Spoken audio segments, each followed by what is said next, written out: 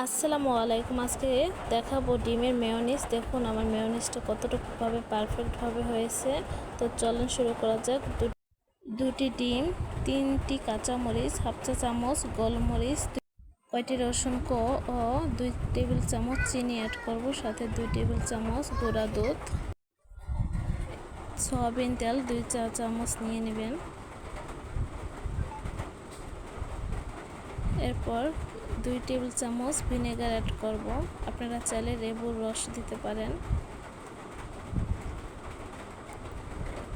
আর সামান্য পরিমাণ পানি নিয়ে নিব। তো এটা সব উপকরণ একসাথে ব্লেন্ডার করে নিব। লবণ দিতে ভুলে গেছিলাম, তাই লবণ দিয়ে নিলাম। এই তো আবার ব্লেন্ডার করে নিলাম।